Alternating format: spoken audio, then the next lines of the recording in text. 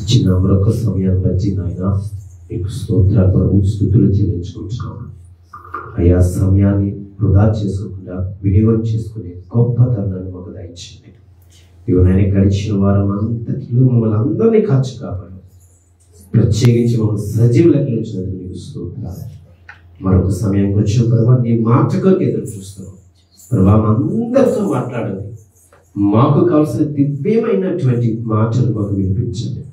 మా ప్రాణములు తృప్తిపరచమని ప్రార్థిస్తున్నాం తండ్రి. ఈ సమయం నీ చేతులకు అప్పగించుకుంటున్నాం. నీకు మహిమకరంగా చేరువుల బిడ్డలందరికీ దీవెనకరంగా చేయమని యేసు పరిశుద్ధమైన నామమును బట్టి ప్రార్థించి వేడుకుంటున్నాను తండ్రి. పరిశుద్ధ బైబిల్ గ్రంథం నుండి పాత నిబంధన గ్రంథము,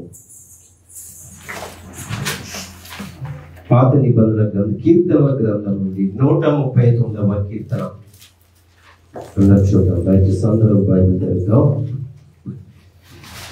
కీర్తనల గ్రంథము 139వ కీర్తన 7వ వచనం నుండి 10వ వచనం వరకు చదువుకుందాం. నీ ఆత్మ యొద్ద నుండి నేను ఎక్కడికి పోవుదును? నీ సన్నిధి నుండి నేను ఎక్కడికి పారిపోదును? నేను ఆకాశములకు ఎక్కినను, నీవు అక్కడను ఉన్నావు. నేను పాతాళమందు పండుకొనినను, నీవు అక్కడను ఉన్నావు. నేను వేకువ రెక్కలు కట్టుకొని సముద్ర దిగాంతంలో నివసించినను, అక్కడను నీ చెయ్యి నన్ను నడిపించను, నీ కుడి చెయ్యి నన్ను పట్టుకొనిను. దేవునికి స్తోత్రం చేద్దామని. దేవునికి స్తోత్రం, దేవునికి స్తోత్రం, దేవునికి స్తోత్రం. మంచిది. ఈనాటి దినాన్న పరిశుద్ధాత్మ దేవుడు ఒక విషయాన్ని మనకి బయలుపరచబోతున్నాడు. జాగ్రత్తగా విందాము. ఇక్కడ ఈ యొక్క కీర్తన దావీదు రచించినటువంటి కీర్తన 139 కీర్తన. ఇందులో చాలా ప్రాముఖ్యమైన విషయాలు మనం ఇప్పుడు చదువు. అంటే ఇక్కడ ఒక విషయం మనం ఆలోచన చేద్దాం బాగా. చాలా మంది మనకి ఏదైనా కష్టం వచ్చింది అనుకోండి, లేదంటే ఆర్థికపరమైన సమస్య వచ్చింది అనుకోండి, లేదంటే ఒక ప్రమాదకరమైన స్థితిలో మనం ఉన్నప్పుడు, ఇంకా చెప్పాలంటే మనం చాలా విషయాల్లో ఇబ్బంది పడతాం, చాలా విషయాల్లో మనం కష్టపడతాం. మనం దేవుని దగ్గరకు వచ్చి, మనం దేవుని పాదాల చెంతకు వచ్చి, దేవుని సన్నిధికి వచ్చి మనం ఏమడుగుతామంటే, ప్రభా ఈ సమస్య నుండి తొలగించు, ఈ కష్టం నుంచి నన్ను బయటకు తీసుకురా, ఈ శోధన నుంచి నన్ను తీసుకురా. అంటే ఇంకా మన పరిస్థితిని బట్టి మనం ప్రార్థన చేస్తాం, మనకున్న స్థితిని బట్టి ప్రార్థన చేస్తాం. అంటే అది ఏ కష్టమైనా, ఏ ఇబ్బంది అయినా, లేదంటే అనారోగ్యమైనా సరే ఒకటే ప్రార్థన చేస్తాం. మనం ఒకటే ప్రార్థన చేస్తాం. ఏమంటే, ప్రభువా వీటి నుండి నన్ను దూరపరచు, వీటి నుంచి నన్ను తొలగించు. ప్రియ సహోదరి సహోదర, ఒక విషయం మనం ఆలోచన చేద్దాం. ఈరోజు పరిశుద్ధాత్మ దేవుడు మన అందరితో మాట్లాడుతున్నాడు.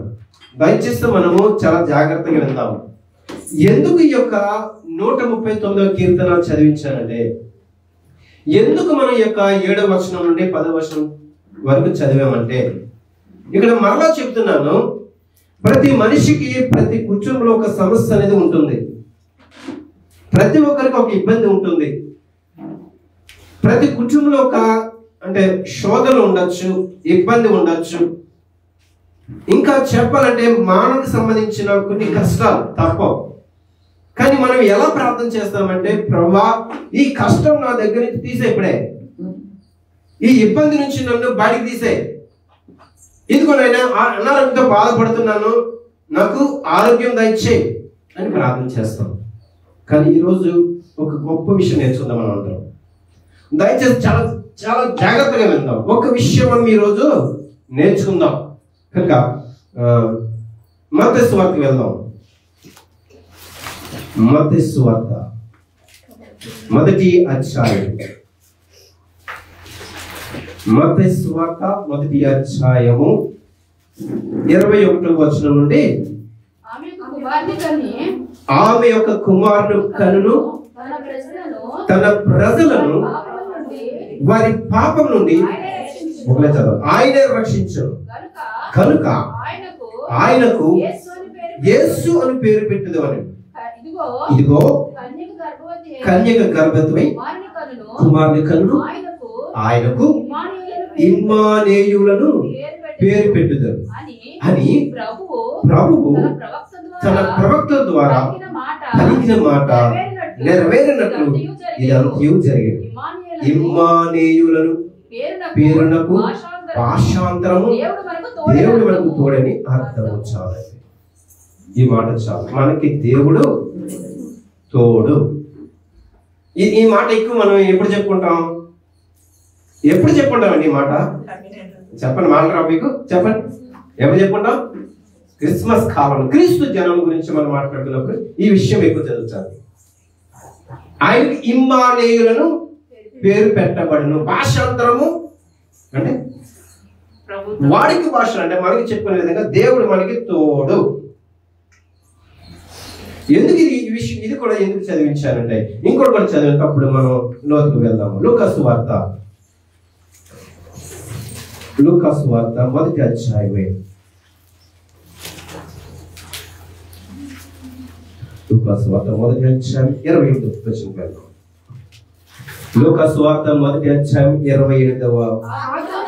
ఆ దూత లోపలికి వచ్చి ఆమెను చూచి, దయాప్రాప్తులారా నీకు శుభం, ప్రభు నీకు తోడై ఉన్నాడని చెప్పాడు. ఇక్కడ కూడా ఏంటండి? తోడు. ఎవరు తోడు ఉన్నారు? ప్రభు తోడు. అక్కడ చదువు మత్తయి వార్త 1వ అధ్యాయంలో చదివాము. అక్కడ కూడా ఏమాట ఉందంటే ఇమ్మానుయేలుకు అర్థము దేవుడు నీకు తోడు. ఇక్కడ కూడా దూత వచ్చి ఏం చెప్తుంది మరియకి? అమ్మ భయపడకు, నువ్వెవరో తెలుసా? దయాప్రాప్తురాలా, నీకు శుభము, నీకు గుడ్ న్యూస్, నీకు మంచి వార్త వచ్చింది. ఏంటో తెలుసా? నువ్వు భయపడకు, దేవుడు నీకు తోడే ఉన్నాడు. ఇది రెండో మాట. ఇంకోటి కూడా చదవండి. లూకాసు వార్త. ఓకే, లూకాసు వార్త 2వ అధ్యాయం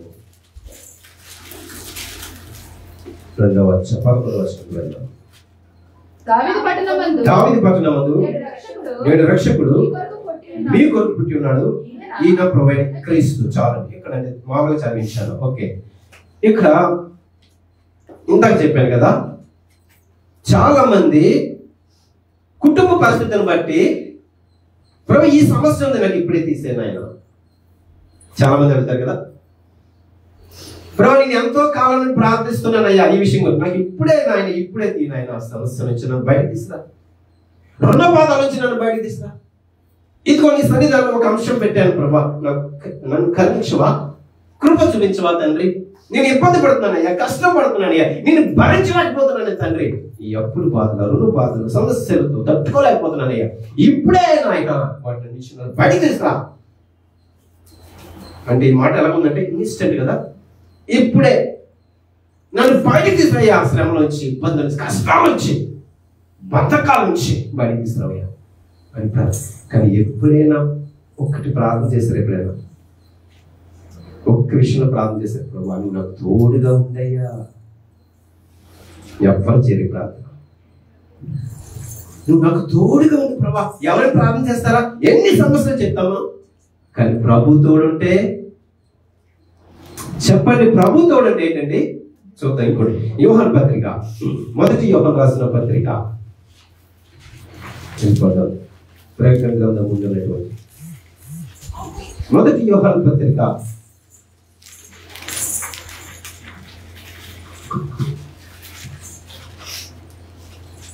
4వ అధ్యాయం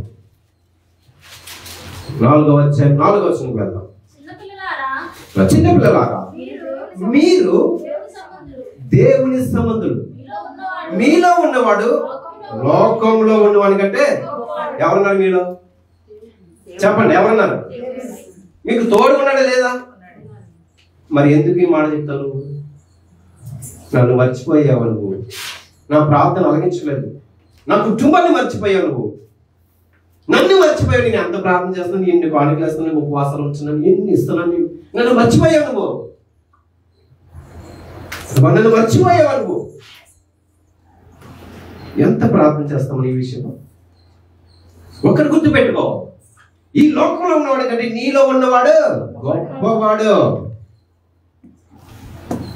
మరి ఎందుకు అడగం మనం? ప్రభు నాకు తోడుగా ఉండయ్యా చాలు. ఎందుకు అడగడం మనం? నువ్వు నాకు తోడుగుండి చాలు, ఏమక్కర్లేదు. నీ ఉంటుండగా లోకంలో నాకేది అక్కర్లేదు. ఎవరు అడుగుతున్నారు? ప్రభు నాకు తోడుగుండి, ఏ క్షణం కూడా నన్ను విడిచిపెట్టుకో. అందుకే దావీదు అంటాడు, నేను ఎక్కడికి వెళ్ళినా సరే నువ్వు అక్కడ ఉన్నావు, నేను పాతాళంలోకి వెళ్ళినా సరే అక్కడ ఉన్నావు, నేను పండుకున్నా అక్కడే ఉన్నావు, నా హృదయాన్ని పరిశీలన చేస్తాను, నిత్యం నాతోడే ఉంటున్నావు. ప్రభు నీకు వందనాలయ్యా. నేను ఎక్కడికి పారిపోతాను? నా ఆత్మ ఎక్కడికి వెళ్ళిపోద్ది? ఎక్కడికి పారిపోతాను? నేను ఏ ప్రాంతానికి వెళ్తాను? ఎక్కడికి వెళ్ళినా నువ్వు అక్కడే. అంటే దావీదు ప్రార్థన ఎలాగుంది? ఇది అర్థం చేసుకోండి. ప్రభు నేను ఎక్కడికి వెళ్ళినా కూడా వచ్చేస్తున్నావయ్యా, నీకు వందనాలయ్యా. ఒకవేళ నీకు ఎదురాడి వ్యతిరేకంగా బ్రతుకుతున్నా అయినా సరే నాకు కూడా వచ్చేస్తున్నావు. ఎందుకో తెలుసా? దావీదు అన్నాడు, దేవా నువ్వు నాకు తోడుగా ఉండు అన్నాడు. అంతే, నాకు అది లేదు, నాకు ఈ సమస్య ఉంది, యుద్ధానికి వెళ్తున్నాను, ఈ యుద్ధంలో నీ విజయం సాధించాలంటే ప్రభా నువ్వు నాకు తోడుగా ఉంటూ యుద్ధానికి వెళ్తున్నాను. దేవునికి స్తోత్రం. ఎవరు చెప్తున్నారు ఈ రోజుల్లో? ఈ పనికి వెళ్తున్నానయ్యా, ఈ సమస్యతో బాధపడుతున్నాను, నాకు తోడుగా ఉండే తండ్రి, నాకు ధైర్యం ఉంటుంది. ఎవరు చెప్తున్నారు ఈ మాట?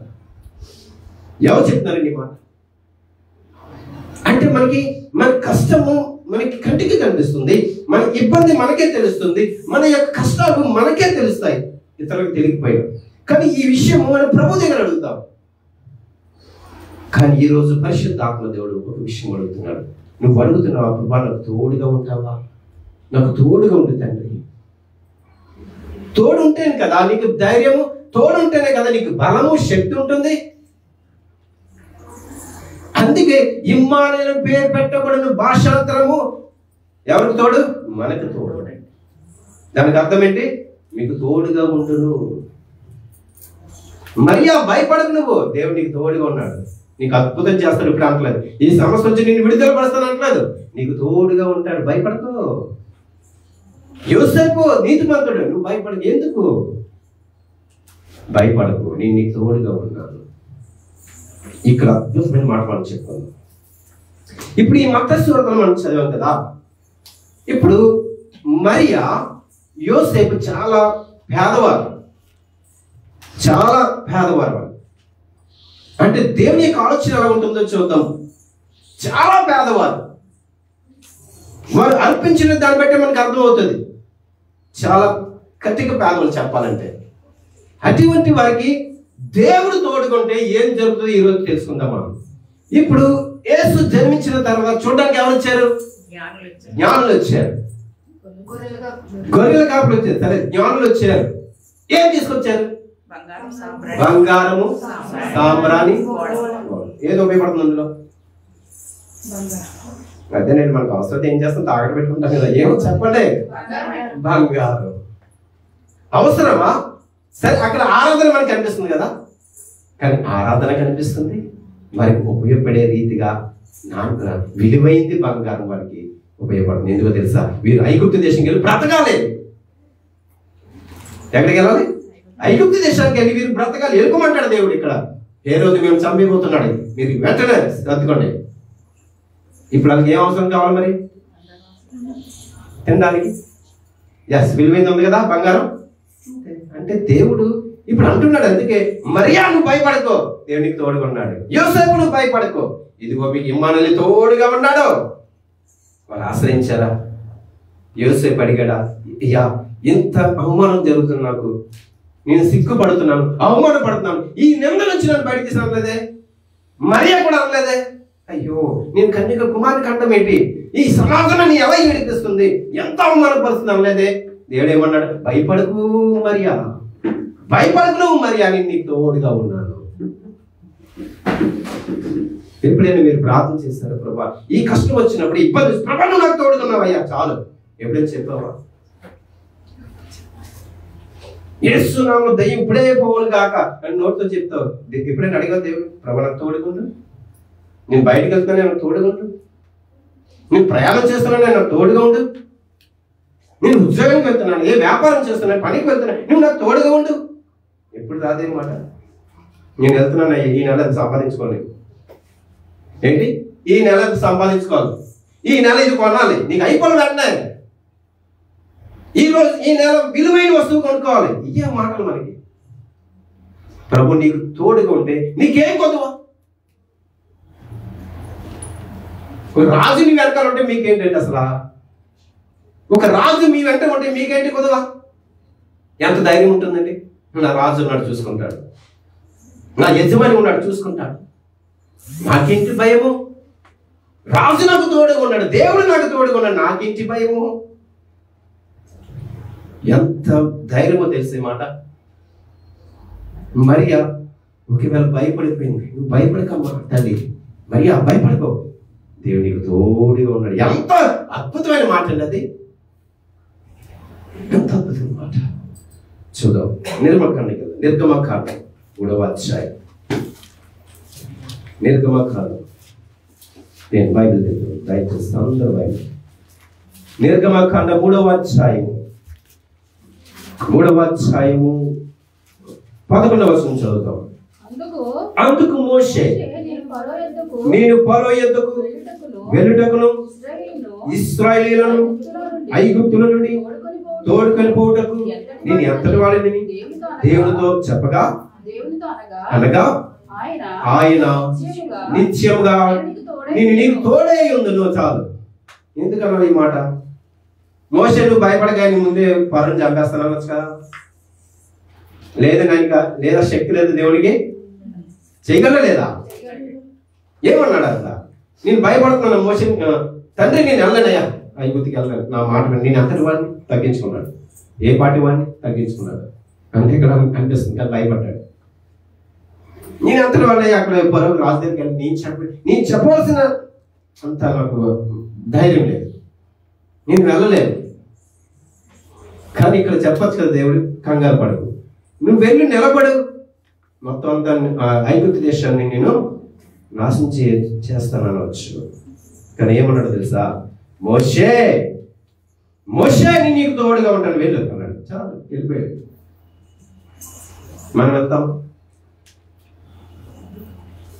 ఒక సమస్య మనకి కొండగా కనిపిస్తుంది, ఇబ్బందిగా కనిపిస్తుంది, కానీ నువ్వు అనుకుంటావు నేను సాధించలేను. కానీ మనం దేవుడు సాధించే మన దేవుడు అనుకున్నాడు, అసాధ్యమైన వాటిని సాధ్యపరిచే దేవుడు. కానీ నువ్వు నమ్ము, మనం నమ్ము. ఆ కొండ ఎక్కాలని చూస్తావు. ఏంటి? ఆ కొండ ఎక్కాలని చూస్తావు, కష్టపడి శ్రమపడి చెమట కాచి ఇబ్బంది పడి ఆ కొండ ఎక్కాలని చూస్తావు. కానీ నాకు తోడు ఉండవా? నాకు తోడుగా ఉండవా మనం అడగం. కానీ మోషే ఒక్క మాట మాట్లాడలేదు. మోషే భయపడకు, నేను నీకు తోడుగా ఉన్నాను, వెళ్ళు అన్నాడు. వెళ్ళిపోయాడు. అబ్రహాము నేను నీకు కేడము, నీకు ఎందుకు అడుగుతున్నావు? నీకు బహుమానం నేనే, నీ కేడం నేనే, ఆశ్రయం నేనే, ఎందుకు భయపడుతున్నావు? నీకు తోడుగా ఉన్నాడు, వెళ్ళు అన్నాడు. యోసేపు అన్నలు అమ్మేశారు. అంత మంచి నీతి మంత్రుడు కదా యోసేపు. వెంటనే తల్లి ఉన్నతమైన స్థితిలో హెచ్చించవచ్చు తల్లి. కానీ ఎందుకు తెలుసా? ఆ దేశానికి పంపించి యోసేపుకి తోడుగా ఉన్నాడు. ఎలా ఉన్నాడు? తోడుగా ఉన్నాడు. ఆ తోడుగా ఉండడం వల్ల తనకి ఏం వచ్చిందో తెలుసా? దేవుడు తోడుగా ఉండడం ఏం కలిగిందో తెలుసా? చూద్దాం. అది కూడా నిర్గమకాండానికి వెళ్దాం. నిర్గమకాండం వచ్చి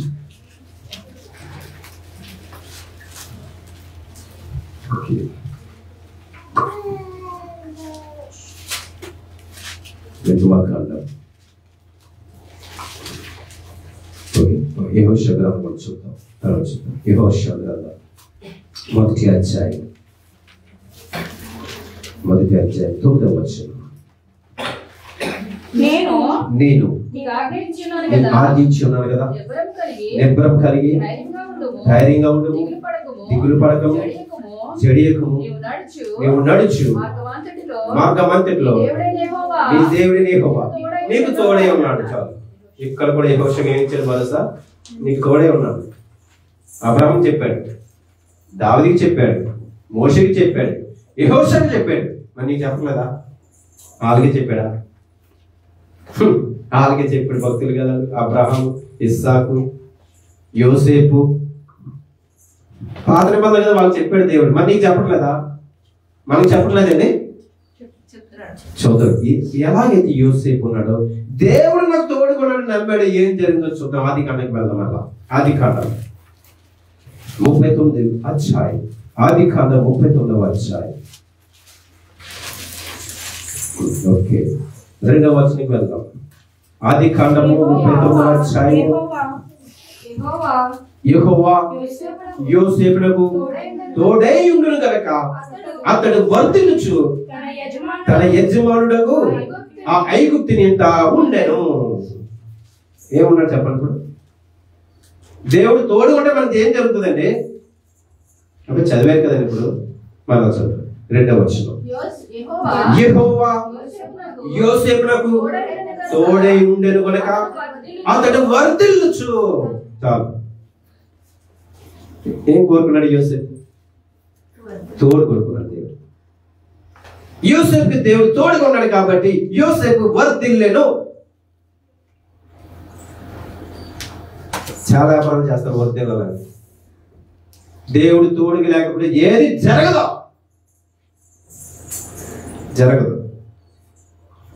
ఎట్టి పరిస్థితుల్లో జరగదు. కానీ యోసేపు దేవుని మీద నమ్మకం పెట్టుకున్నాడు, దేవుని మీద నమ్మిక ఉంచుకున్నాడు, దేవుని ఆశ్రయంగా చేసుకున్నాడు. ఎన్ని ఇబ్బందులు వచ్చినా, కష్టాలు వచ్చినా, అవమానాలు వచ్చినా సరే భరించుచు యోసేపు దేవుడు నాకు తోడే ఉన్నాడు. నమ్మకం, ఒకే నమ్మకం, ఒకే విశ్వాసం, దేవుడు నాకు తోడే ఉన్నాడు. మొట్టమొదటి ఏంటండి? యోసేపు వర్ధిల్లెను. చూద్దాం 2-3 కొంచెం. యెహోవా అతనికి తోడై ఉండిననియు అతడు చేసినదంతయు అతని చేతిలో యెహోవా సఫలం చేసిననియు అతని యజమానుడు చూచినప్పుడు.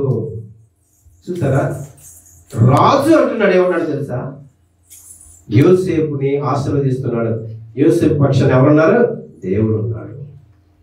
ఇంకా మూడవ వచనం.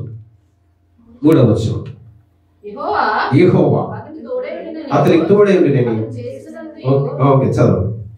అతను చేసినదంతయు అతని చేతిలో సఫలం చేసిననియు అతని యజమానుడు చూసినప్పుడు యోసేపు మీద అతని కటాక్షం కలిగి గనక అతడు పరిచర్య చేయవాడే. మరియు అతడు తన ఇంటి మీద విచారణకర్తగా అతని నియమించి తనకు కలిగినంతయు అతని చేతికి అప్పగించెను. 6వ వచనం.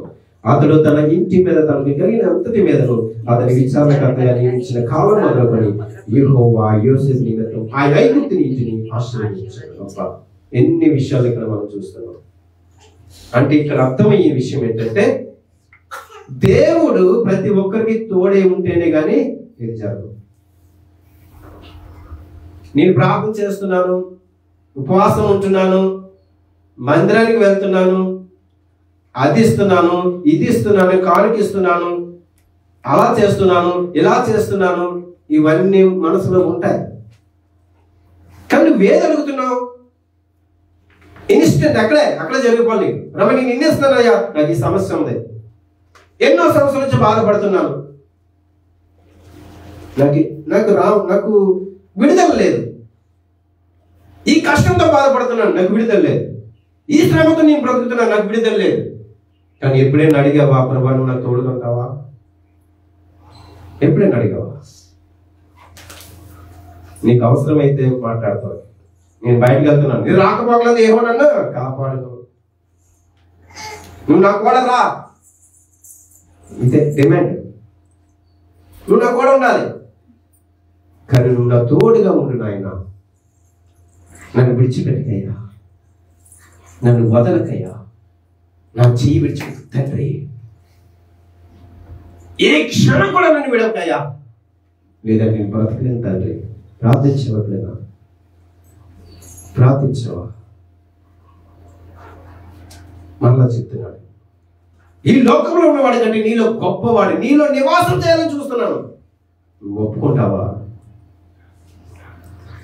ఆత్మను అర్పిస్తున్నావా? పరిశుద్ధ ఆత్మదేవుని రాకుండా ఆయన కార్యాలు చూడకుండా నువ్వు నొక్కు పెడుతున్నావా నీ హృదయం? నీకు మంచి చేయాలని చూస్తున్నాడు, నీకు తోడు ఉండాలని చూస్తున్నాడు దేవుడు. ఎన్ని విషయాలు ఒకసారి ఆలోచించేద్దాం. అందుకే జ్ఞానులు బంగారము సాంబ్రాణి బోళము తీసుకొచ్చారు. కానీ ఇక్కడ ఆలోచించండి, వారి నిరుపేద కుటుంబం వాళ్ళు, వారికి ఏ అవసరమో దేవుడికి తెలుసు. విలువైనది తీసుకొచ్చారు బంగారం. అంటే మనం ఇక్కడ అర్థం చేసుకుందాం, దేవుడు మీకు తోడుగా ఉంటే ఎలాగైనా దేవుడు పోషిస్తాడు. దేవునికి స్తోత్రం, దేవునికి స్తోత్రం. ఎలాగైనా మనల్ని పోషిస్తాడు దేవుడు. అంటే దేవుని యొక్క ప్రణాళిక ఎలా ఉంటుందంటే, తన యొక్క సంకల్పం ఎలా ఉంటుందంటే, నా ప్రజలకి నేను తోడుగా ఉండాలి. ఒక్క విషయం చెప్తాను. ఇశ్రాయేల్ ప్రజలు ఐగుప్తు దేశం నుండి బయటకు వచ్చారు కదా, ఎర్ర సముద్రము 2 పాలిగైంది, బయటకు వచ్చారు. ఇప్పుడు దేవుడు వారిని విడిచిపెట్టచ్చు కదా, అర్థమవుతుందా? ఇప్పుడు వారిని బయటకు తీసుకొచ్చాను, వారి శ్రమ, వారు పడినటువంటి అంటే కష్టాలు నేను చూశాను, వారిని విడుదల పరచాను, అంతే. వారికి క్షేమం వాళ్ళు, అంతే. సముద్రం పాలు చేశాడు, వారిని బయటకు తీసుకొచ్చారు. వదిలేచ్చు కదా, వదిలేచ్చు కదా. కానీ ఎలా ఉన్నాడంటే, పగలు స్తంభమే, రాత్రి తోడుగా ఉన్నాడు ప్రజలకి. ఇష్టమైన ప్రజలు కదా ఇశ్రాయేలు, తోడుగా ఉన్నాడు. వారిని నడిపించాడు, వారికి ఆహారం ఇచ్చాడు, వారికి దాహం వేస్తే నీరు ఇచ్చాడు. అరణ్యం వెళ్తే వారికి తోడుగా ఉన్నాడు. విష సర్పాల నుంచి, భయంకరమైన జంతువుల నుంచి కాపాడాడు ఆయన. ఆలోచన చేద్దాం. వదిలిపెట్టలేదు దేవుడు. మనిషికి భయం లేకుండా వారిని కాపాడాలి, వారికి స్వేచ్ఛగా ఉండాలి, మంచిగా ఉండాలి. వీరు నా ప్రజలు నేను కన్నటువంటి నా పోలికలు ప్రజలు నేను విడిచిపెట్టకూడదని వారికి పగల మేఘస్తంభమే, రాత్రి అగ్నిస్తంభమే, అరణ్యంలో వారికి మార్గం చూపిస్తూ, ఎడవల మార్గం చూపిస్తూ, బండ నుండి నీళ్ళు ఇస్తూ, ఆకాశం ఆహారం ఇస్తూ. అబ్బా, ఎందుకు చేత తెలుసా? వారిని విడిచిపెట్ట వారికి తోడుగా ఉన్నాడు. తోడుగా ఉన్నాడు కాబట్టి జరిగి తోడుగా ఉన్నాడు. వారిని నడిపించాడు, వారిని పోషించాడు. ఎక్కడికో తెలుసా, వారి గమ్యస్థానానికి వెళ్ళాలి, ఇల్లంత వరకు వారిని కాపాడుతూ. ఈ మధ్యలో ఏమైందో తెలుసా? అవిశ్వాసం వచ్చిన వారు ఏమైందో తెలుసా? ఎగిరిపోయారు, పెట్టల్లా చనిపోయారు. ఎందుకంటే వారి దేవుని తోడు కోరుకోలేదు. అనేక రీతిలుగా వారికి అపనమ్మకము, అవిశ్వాసము వచ్చేసింది. వారు దేవుని సహాయం కోరుకోలేదు. ఇంకా దేవుని విడిచిపెట్టేశారు. నాకు దేవుడు వద్దనుకున్నారు, దేవుడు తోడు వద్దనుకున్నారు. మరి మన పరిస్థితి ఒకసారి ఆలోచించేద్దాం. దేవుడికి తెలుసు, నేను ఎలా పోషించాలో దేవునికి తెలుసు. ముందుగానే చెప్పాడు. అందుకే భయపడకు మరియా, భయపడక మనకు నేను ఉన్నాను కదా. దేవుడు మీకు తోడుగా ఉన్నాడు. నీకు తెలీదా దేవుడు తోడుగా ఉన్నాడని? నీకు తెలీదా? దేవుడు అడిగితే నీకు తోడుగా రాడా? దేవుడు ప్రభా, నేను బ్రతికినంతకాలం తండ్రి నాకు తోడుగా ఉన్నాయా? ఎప్పుడైనా ప్రార్థన చేస్తావా? ఒక సమస్యను బట్టి నువ్వు ప్రార్థన చేస్తావు అంటే ఇదేంటో తెలుసా? అవసరతను బట్టి చేసే ప్రార్థన అంటారు. నీ కొరకు ప్రాణం పెట్టిన దేవుడి గురించి ఆలోచన చేయప్పుడు మనం, అయ్యో దేవుడు నాకు ఈ స్థితిని ఇచ్చాడే, నాకు దేవుడు యొక్క ఉన్నతమైన స్థితి ఇచ్చాడే. అందుకే చాలా మంది చక్కటి పాట పాడుతున్నారు. చాలా మంది వారిలో రాజాని సరి ఏ పాట? రాజాని సన్నిధిలోనే ఉంటానయ్యా, మనసారా ఆరాధిస్తూ బ్రతికేస్తానయ్యా. ఎక్కడ ఉన్నారు? ఉంటారా? చెప్పండి, నిజం చెప్పండి. నోరే పాడేది. రాజా నీ సన్నిధానం ఎక్కడ ఉంటావు? నువ్వు సన్నిధానంలో పాడేస్తావు. నేనుండాలేనయ్యా, నీ బ్రతకాలేనయ్యా, నీవే లేకుండా ఏ పాడతామండి? ఇవన్నీ బుద్ధి పాటలే, డ్రామా కలిగిన పాటలు అవి, హృదయం నుంచి వచ్చిన మాటలు కదా అవి. రాజా నీ సన్నిధానంలో ఉంటానయ్యా. ఎంత చక్కగా పాడుతున్నా మాట వివరించేస్తాం, ఆరాధన చేసేస్తారు చాలా మంది. నేను బ్రతకలేనయ్యా. ఏది బ్రతకు? దేనికి? నీవే లేకుండా నేనుండాలేనయ్యా, నీ తోడే లేకుండా నీ బ్రతకాలేనయ్యా. చూసారా, పాటలో దిశలో చాలా అర్థం ఉంది. నువ్వు దేవుడు లేకుండా నువ్వు ఎలా బ్రతుకుతావు? పాడతావు అంతే, పాడతావు. నీ సన్నిధానం ఉంటానయ్యా రాజా, నేను బ్రతికేస్తానయ్యా. ఎవరు పాట తెలుసది? దావీదు. నీ మందిరం చూడలేకుండా ఉండలేనయ్యా, నా ప్రాణం తృష్ణగా వచ్చినది నాయన. ఏడుస్తాడు దావీదు. నీ మందిరం చూడాలని నా ప్రాణము తృష్ణగా వచ్చినది, నీ ఆవరణ మందిరం చూడాలని ఆశపడుతుంది. ఎవరున్నారంటే పాటలు పాడతాం తప్ప. రాజా రాజా రాజా నేను గడిపేస్తానని రోజంతా, వారం ఒక రోజు కూడా కనపడ. ఒకసారి తెగ పాడేస్తా ఆరాధన. నువ్వు లేకపోతే బ్రతకలేనయ్యా, ఎప్పుడు జీవించలేనయ్యా, బ్రతకలేనయ్యా. చాలా చక్కగా పాడతాం ఆరాధన. ప్రియ సహోదరా, ఇది ఆలోచన. అంటే ఎందుకు ఈ పాట అంటే, నీవే లేకుండా నేను బ్రతకలేని అంటే, దేవుడు తోడు లేకపోతే నువ్వు ఎలా బ్రతుకుతావు? దేవుని సన్నిధిలో కనిపించకపోతే నువ్వు ఎలా బ్రతుకుతావు? మంచి పాటే, చాలా చక్కని పాట. సహోదరు సేవలు పాడే మంచి పాట. నేను బ్రతికేస్తానయ్యా నీ సన్నిధానంలో. నువ్వు లేకపోతే నేను బ్రతకలేనయ్యా, నీవు లేకపోతే నేను బ్రతకలేనయ్యా. అంటే నీ తోడు లేకపోతే నేను బ్రతకలేనయ్యా. నీ కేడము అంటే నాకు ఆశ్రయం ఉంటే నేను బ్రతకలేదు తండ్రి. ఎవరు పాడుతున్నారు హృదయపూర్వకంగా? సమయానికే రావు, నీ సన్నిధానంలో బ్రతికేస్తానయ్యా అన్నారు. మందిరానికి సమయానికి రావు. మనం పాడదామా? ఎందరికి వచ్చి పాట? అందరికి తెలిసే పాట. క్రైస్తవులు మనం దేవుని బిడ్డలు. దయచేసి ఇంకెప్పుడు ఆ పాట పాడకండి. మీరు వస్తేనే పాడండి, ఎప్పుడు పాడకండి ఆ పాట. నీ బ్రతికేస్తానయ్యా నువ్వు లేకపోతే అవన్నీ దేవునికి ఇష్టం ఉండవు. దేవునికి ఇష్టం ఉండవు మాట. దయచేసి మనం వద్దు, ఆ మాటలు వద్దు. నువ్వు సమయానికి వచ్చి పాడు. ప్రభా నువ్వు లేకపోతే నీ బ్రతకలేనయ్యా, నీ సన్నిధానం చూడాలయ్యా. ఎందుకు కాపాడుకుంటావు? రాజా రాజా రాజా ఎందుకు? వద్దు, మనం కాపాడు. ఖర్చుగా చెయ్యి, అప్పుడు పాడు. రాజా నీ సన్నిధానం, నువ్వు లేకపోతే నీ బ్రతకలేనయ్యా, నేను జీవించలేనయ్యా, నేను ఉండలేనయ్యా చెప్పు. మనకి ఏదో ఏదో పాడిస్తే అందరూ పాడుతున్నారు, అందరితో కలిసి పాడుతున్నాను కాదు. హృదయపూర్వకంగా వచ్చి పాడు. దేవుని సన్నిధానం ఆశావశి కాదు. జాగ్రత్త జాగ్రత్త జాగ్రత్త. నువ్వు మందిరానికి రాకపోతే పరలోనికి ఎలా చేరుకుంటావు? చూసుకుంటావు చాలా మంది. ఎలా చేరుకుంటావు? సమయానికి రాకపోతే పరలోకం ఎలా చేరుకుంటావు? ఎక్కడికే రాలేకపోతే నువ్వు ఎలా ఎక్కుతావు మెట్లు? నీకు అన్ని ఉన్నాయి, కార్లు ఉన్నాయి, అన్ని ఉన్నాయి, రావడానికి వాహనాలు ఉన్నాయి, అన్ని కూడా దేవుడు ఏర్పాటు చేశాడు. ఎక్కడికే రాలేకపోతే నువ్వు పరలోకానికి ఎలా వెళ్తావు? ఏమొక చెప్తావు? అప్పుడు ఏమొక చెప్తావు దేవుడికి? అప్పుడు మాట్లాడవు, దెబ్బలే. ఏమంటావు? ఇంకా వెళ్ళిపోన్నాను, గో బ్యాక్. నీ గురించి ఒకటి ఉంది ప్రత్యేకించి వెళ్ళిపో. కనుక మనము అందుకే దేవుడు మనకి తోడే ఉండాలి. ప్రార్థించు.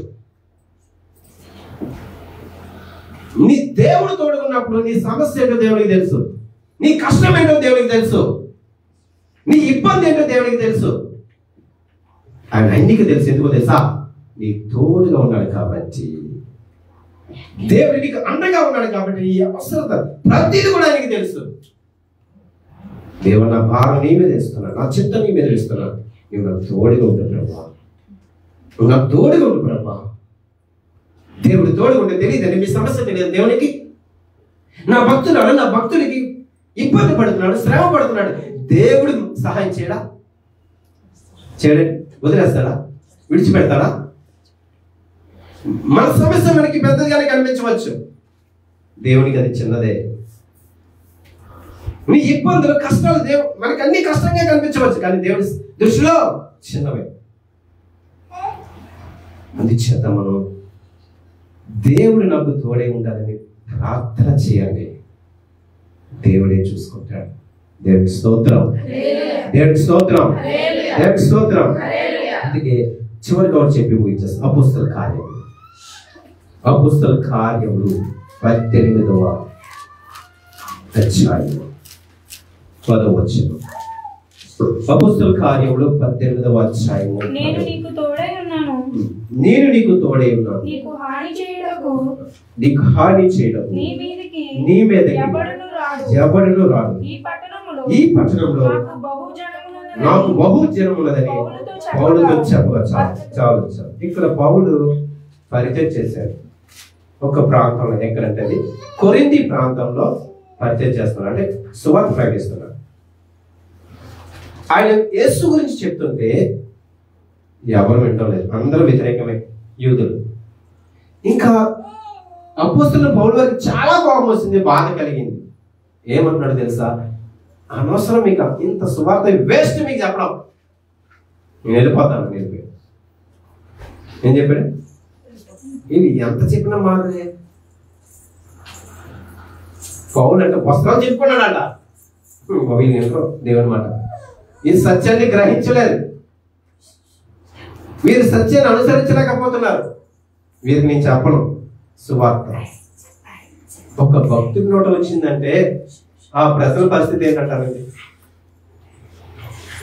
చూద్దాం. అది కూడా 18వ అధ్యాయము. ఓకే, 5వ వచనం చూద్దాం.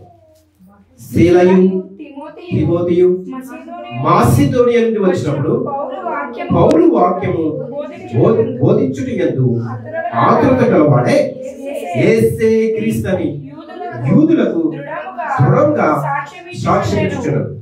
వారు ఎదురాడి అంటే వ్యతిరేకమై దూషించినప్పుడు అతడు తన వస్త్రములు దులుపుకొని మీ నాశనములకు మీరే ఉత్తరవాదం. చాలా ప్రమాదకరం అన్నమాట. మీ నాశనములకు మీరే ఉత్తరవాదం అంటే మీరే కారణం, ఎవరు కాదు. మనం చెప్పుకున్న భాషలో మీరే ఉత్తరవాదం. చూద్దాం నెక్స్ట్. నేను నిర్దోషిని ఇక మీదట అన్యజనుల యొద్దకు పోదునని వారితో చెప్పి అక్కడ నుండి వెళ్ళి దేవుని యందు భక్తి గల తీతుయు యూస్తు అని ఒకరి ఇంటికి వచ్చాను. నేను వెళ్ళిపోతున్నాను, వీళ్ళు అనవసరం, వీళ్ళకి ఎన్ని చెప్పినా అర్థం కావట్లేదు, వీళ్ళకి బూజు పడిస్తుంది బాగా, వీళ్ళకి అర్థం కావట్లేదు. ఎన్ని మాటలు చెప్పినా, ఎన్ని మాటలు కట్టించినా అర్థం కావట్లేదు. నేను వెళ్ళిపోతాను. ఎక్కడికి? దేవుని తెలియని వారి దగ్గరికి వెళ్ళిపోతాను. ఎందుకు వచ్చింది మాట? ఎంత బాధ పెట్టారండి. వ్యతిరేకం, ఎదురుతాడి. వీరికి అర్థం కాదు, వీరికి ఏంటంటే లూజు పట్టేసింది, వీళ్ళకి అర్థం కావట్లేదు. నేను వెళ్ళిపోతాను. ఎక్కడికి చెప్పండి? ఎక్కడికి? అన్యజనులు అంటే దేవుడు అంటే ఎవరో తెలియని వారికి వెళ్తే వాళ్ళే అంటారు. వీళ్ళకి ఎన్ని మాటలు చెప్పిన వేస్తే అని తన వస్త్రం దులుపుకొని వెళ్ళిపోయాడంట. బాధపడుతూ వెళ్ళిపోయాడు. అప్పుడు రాత్రి కాల సమయంలో ఒక ప్రాంతానికి వెళ్ళిన తర్వాత దేవుడు దర్శించాడు. ఇప్పుడు మాట్లాడుతున్నాడు. నువ్వు భయపడక మాట్లాడము, మౌనంగా ఉండకము, నేను తోడే ఉన్నాను. చాలు, తోడే ఉన్నాను. అక్కడి నుంచి అపోస్తలులను బాగా తీసేచ్చు కదా దేవుడు. సరే, పౌలు ఇంతవరకు పరిచయం చేస్తాను, చక్కగా చేస్తావు, ఇక ఆపే చాలు, నేను చూసుకుంటాను. మా నాన్నగా ఏమన్నాడు? నీకు తోడే ఉన్నాను, కంగారు పడుకు. పౌలు మౌనంగా ఉండు, మాట్లాడు, మౌనంగా ఉండవు. నేనున్నాను కదా, నీకు తోడుగా ఉంటాను, భయపడకు. ఇది సువార్త విషయం. అంటే ఇక్కడ చూస్తే దేవుడు ఇదిగో నీకు ఒక సమస్య ఉందని నేను తీసేస్తాను అంటలేదు. నువ్వు చెప్పు, నువ్వు అడుగు, ప్రభా నాకు తోడుగా ఉండి నాయన, నాకు నీడగా ఉండి తండ్రి. ఎప్పుడైనా అడిగామా? పక్కన గోల్డ్ పెడతా, పక్కన బంగారం పెడతా, పక్కన ప్రభులు పెడతా, నువ్వు గోల్డే కోరుకుంటావు. నువ్వు బంగారం ఇచ్చిన రాజుని వదులుకొని ఆ బంగారం వైపే చూస్తావు. ఏది మంచిదంటే బంగారమే మంచిది. కానీ అంటున్నాడు, అది ఎప్పుడైతే నువ్వు వద్దనుకుని ప్రభా నువ్వు నాకు తోడుగా ఉండయ్యా చాలు, నేను బ్రతికినంతకాలం రాజుగా బ్రతుకుతానయ్యా, రాజకుమార్తెగా బ్రతుకుతానయ్యా, రాజకుమారుడిగా బ్రతుకుతానయ్యా, నువ్వు నాకు తోడుగా ఉండయ్యా, నువ్వు రాజు అయ్యా, నా ప్రభువు అయ్యా, నీవు ఉంటే నాకు ఏం కుదువా, నువ్వు ఉంటే నాకు ఏ నష్టం కలుగుతుంది, నువ్వు ఉంటే ఏ శ్రమ ఒకవేళ వచ్చినా దాని నుంచి దేవుడు ఏం చేస్తాడు, విడుదల పరుస్తాడు. అంతేగాని శ్రమ తీసేయండి, కష్టం తీసేయండి, ఇబ్బంది తీసేయండి, అప్పుల బాధలు తీసేయండి కాదు, దేవుని తోడు అడుగు, వాళ్ళు వేదన మార్గం తెస్తావు. యోసేపు అలా ప్రార్థించు, ప్రభా నన్ను అన్నలు అమ్మిస్తారయ్యా, చెరసాలలో ఇస్తారయ్యా, నేను ఇబ్బంది పడుతున్నానయ్యా, శ్రమ పడుతున్నానయ్యా, నా జీవితకాలం మీకు చెరసాలనైనా ప్రభా అనలేదు. ప్రభు నాకు తోడుకుంటాడు. అందుకే ఏ క్షణం కూడా యోసేపుని విడిచిపెట్టలేదు. మరి నువ్వు కోరుకుంటావా? యోసేపు ఎలాగైతే అనుకున్నాడు నువ్వు కోరుకుంటావా? యోసేపుకి తోడుగా ఉన్నాడు దేవుడు. ఏ క్షణం కూడా విడిచిపెట్టలేదు. జైల్లో ఉన్నా, గోతులో ఉన్నా, చివరికి రాజు స్థానంకి వచ్చినా సరే దేవుడు విడిచిపెట్టలేదు. కానీ కృతజ్ఞత కలిగి ఉన్నాడు యోసేపు. అందుకే లేఖనము చూస్తే ఉత్తరంలో 4:4 వచనం చూస్తే, ఈ లోకంలో ఉన్నవాడి కంటే నీలో ఎప్పుడు తెలుసుకుంటావు? ఈ లోకంలో ఉన్నవాడిని నువ్వు గొప్ప చేస్తున్నావే, ఈ లోకంలో ఉన్నవాడిని నువ్వు గొప్ప చేస్తున్నావు, నువ్వు గ్రహించలేకపోతున్నావు. నీలో ఉన్నవాడు గొప్పవాడని నువ్వు గ్రహించలేకపోతున్నావు. ఈ లోకానికి సంబంధించిన వాడిని గొప్పగా చేసుకుంటున్నావు. వాడు నీకు తోడుగా ఉండడం విడిచిపెట్టేస్తాడు. ఎక్కడో తెలుసా? ఎక్కడ విడిచిపెడతాడు తెలుసా? పాతాళంలో. అది చేత మనం ఎంతో మందిని మనం ఆలోచన చేస్తే భక్తులు, ప్రియ భక్తులు మనం జ్ఞాపకం చేసుకోవచ్చు. యోబుకి తోడుగా ఉన్నాడా లేదా? దేవుడు తోడుగా ఉన్నాడు. ఎన్ని కష్టాలు అనుభవించాడు, ఎన్ని శ్రమల పాలయ్యాడు, శారీరకంగా ఆత్మీయంగా అన్ని విషయాల్లో కోల్పోయాడు. కానీ దేవుడు విడిచిపెట్టాడా? తోడుగా ఉన్నాడు. యోబుకి తోడుగా ఉన్నాడు. అందుకే చెప్పాడు, నా యోబు అన్నాడు, నా భక్తుడు యోబు అన్నాడు. నిన్ను అంటాడా? నిన్ను అంటాడా? నా భక్తులేనా మనం? చెప్పండి, అలా చదువుతున్నారండి, చెప్పండి, మనం భక్తులమా కాదా? నేను రావట్లే మాట కాదా? చెప్పండి, భక్తులా కాదా మీరు? ఏ భక్తులు? దేవుని చెప్పండి, పర్లేదు. దేవుని భక్తులా?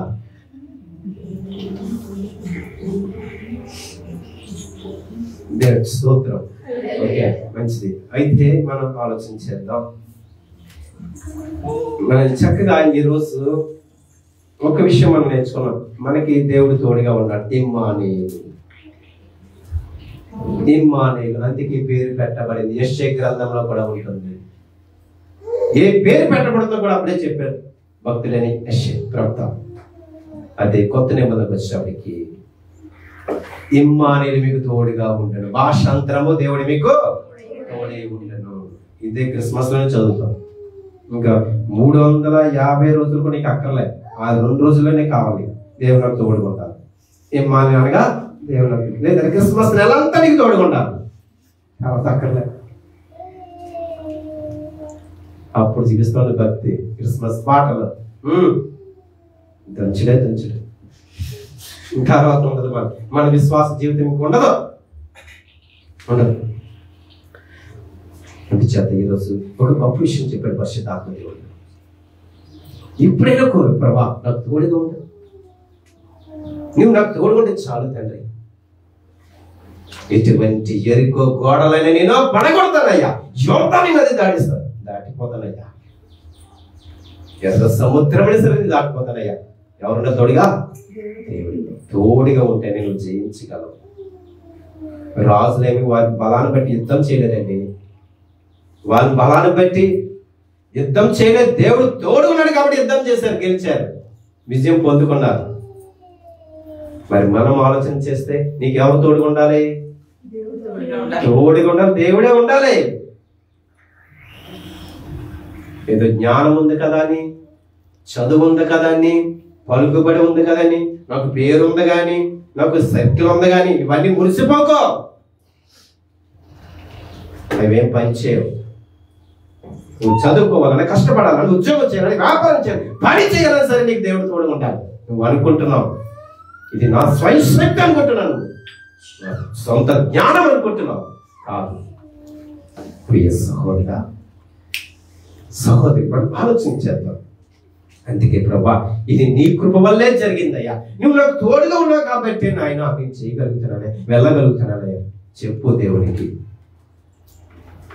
చివరిగా ఒక మాట చెప్పు దేవునికి, ప్రభా ఏ క్షణం కూడా నన్ను విడిచిపెట్టకయ్యా.